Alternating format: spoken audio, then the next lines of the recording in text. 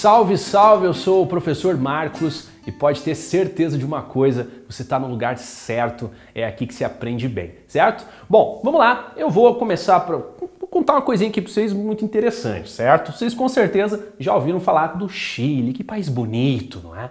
Produz aqueles vinhos todos chiques e tudo mais, um país com belezas naturais exuberantes, tem o deserto do Atacama, a Cordilheira dos Andes, inclusive a gente está vendo aqui uma foto bonita de Santiago, mas não, eu não estou hoje aqui para falar das belezas do Chile. Vocês sabem o que está acontecendo nesse país que fica bem perto aqui do Brasil? Pois é, não são coisas tão bonitas para se contar não, mas que o vestibular provavelmente vai cobrar de você. Nós estamos falando dos protestos no Chile, o estallido social, ou seja, o estouro social que começou ali para outubro, novembro de 2019 e foi com muita força até março de 2020. Mas não pense que acabou não, tá rolando ainda, tem rolo, tem aí água, pessoal, para descer o rio. Então aqui vocês estão vendo um dos muitos protestos que aconteceram no país. E por que será que a galera foi às ruas, não é mesmo? O que será que aconteceu? Vamos descobrir? Então vamos lá. Seguinte aqui, ó, gente. Primeira coisa, a origem, né? Então como eu falei para vocês, entre outubro e novembro de 2019, eu vou colocar aqui para vocês outubro, beleza?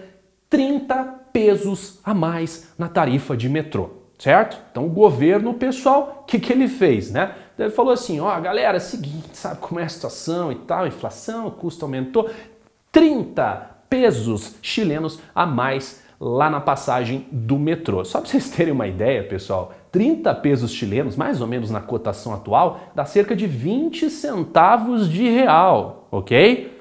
Pois é, opa, aumentaram a passagem do metrô, aumentaram a passagem do transporte público. O que a população fez? Ficou muito louca. Então a população foi às ruas e protestos violentos reuniram cerca de 1 milhão de pessoas. Eu diria que até mais do que 1 milhão de pessoas, pessoal. E você fala, mas professor, tudo isso por causa de 20 centavos? Calma aí, acho que você está fazendo alguma relação, não é? Lembra do não é só pelos 20 centavos? Quando aqui no Brasil, em 2013, o aumento, pessoal, de 20 centavos na passagem do transporte público inicialmente na cidade de São Paulo fez um fuzuê, o pessoal foi às ruas protestar, mas o protesto não era apenas pelos 20 centavos. E no Chile, gente, a situação é igual. O pessoal já estava por aqui. Esse aumento foi a gota d'água, ok? Foi o suficiente para botar a galera nas ruas e rolar um quebra-pau danado, porque eles tinham uma série de insatisfações que ia muito além do aumento dessa passagem. Bom, vamos lá. Aqui o seguinte, tá, pessoal? Os chilenos, o que mais incomodava eles, e posso dizer para vocês que ainda incomoda até a gravação desta aula, é isso aqui, ó, a Seguridade Social. Eu já vou contar um pouquinho mais para vocês, mas eu já adianto que lá no Chile, vários serviços, como saúde e educação, são serviços dominados pelo setor privado. E aí os chilenos que são um pouco mais pobres, eles não conseguem acessar esse tipo de coisa, beleza? E aí, galera, como é que você vai fazer para garantir maior seguridade social, educação de qualidade pública, saúde de qualidade pública para todos os chilenos? Só tem uma saída. Você precisa disso aqui, ó. Você precisa de mudanças na Constituição, na Carta Magna do país. E não é muito fácil fazer essas mudanças, não é? Bom, pelo menos não da maneira convencional, mas se você for para a rua e começar a quebrar tudo... Não que eu esteja estimulando esse tipo de protesto, estou apenas contando para vocês que talvez essa radicalidade tenha forçado o governo a tomar algumas atitudes. Mas calma aí, antes de eu contar para você o que o governo fez, eu preciso contar um pouquinho da história. Por que a Constituição chilena era assim uma Constituição tão maluca, né? Por que ela não garantia segurança, essa seguridade social de qualidade para toda a população? O que acontece? Porque se você for ver na teoria, a Constituição Brasileira de 1988 é a Constituição cidadã, é a Constituição que traz isso como garantias. Tudo bem, né, gente? Acontecer na prática é outra história. Mas lá no Chile isso não existia nem no papel. Por quê, galera? Vamos lá, vocês conhecem essa figura aqui, ó, que apareceu aqui, ó? General Augusto Pinochet, pessoal. Esse cara aí de santo não tinha muita coisa, né?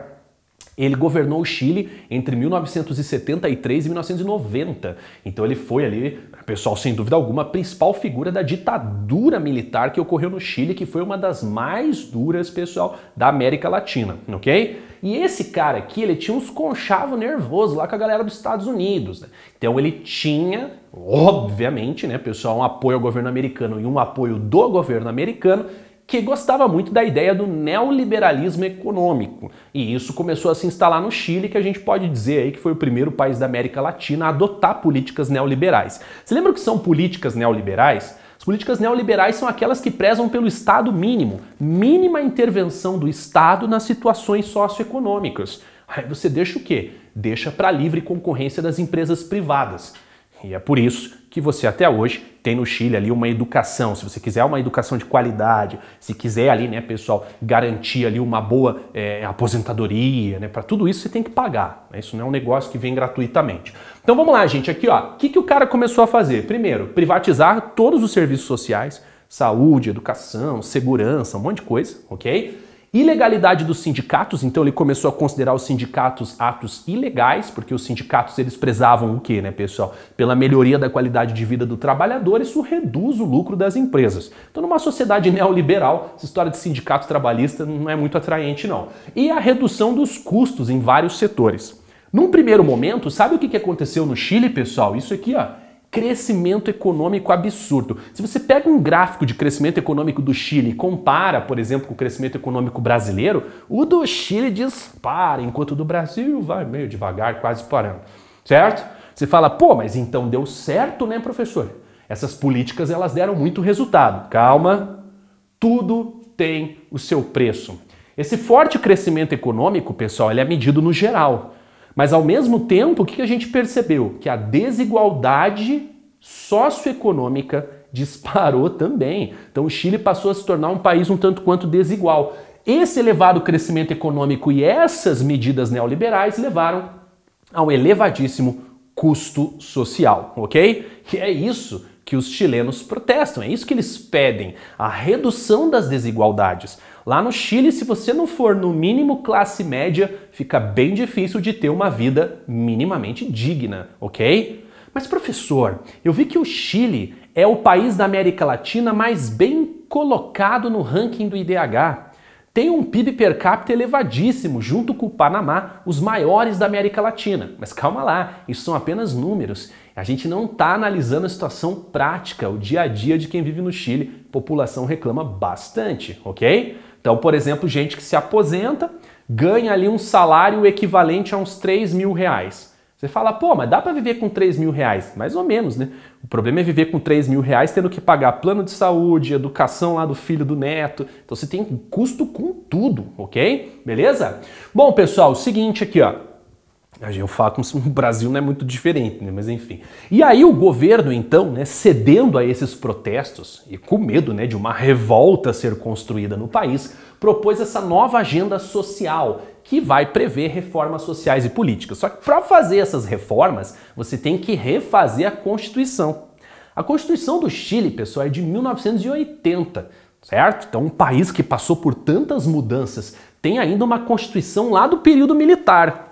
E apesar dessa Constituição ter passado por várias emendas, muda aqui, muda ali, a essência dela é a mesma. Então agora a tendência é o quê? A proposta de uma nova Constituição que seja cidadã, que preze mais, pessoal, pela qualidade de vida da população chilena. Por isso que eu coloquei isso aqui para vocês. O governo do Sebastián Piñera, ele organizou um plebiscito para que a população votasse. Então eles foram lá, refizeram a Constituição e falaram, galera, o que vocês acham dessa nova Constituição aqui, ó, que vai elevar a seguridade social para todos vocês? O que vocês acham? Vamos votar? Eu vou trazer a notícia fresquinha para vocês, pessoal. Olha só, aqui ó, do dia 26 de outubro do ano de 2020, com esse plebiscito recém-realizado e o resultado já está aqui. Os chilenos aprovaram a nova Constituição, ok? E aqui diz, ó, Chile aprova plebiscito histórico. E por que é tão polêmica a Constituição que 78% dos chilenos decidiram trocar? Que eu expliquei para vocês, uma Constituição antiga, que vinha de um outro período, período de uma política neoliberal imposta pelos Estados Unidos, isso é inegável, de um governo que era financiado pelos Estados Unidos, uma política de seguridade social péssima e que os chilenos se veem hoje numa nova fase, ok? E aí, galera, já sabe, né? Os próximos capítulos estão para acontecer. Então, para você saber o que vai acontecer, fica com a gente, aprenda bem. Uma boa semana, aquele abraço.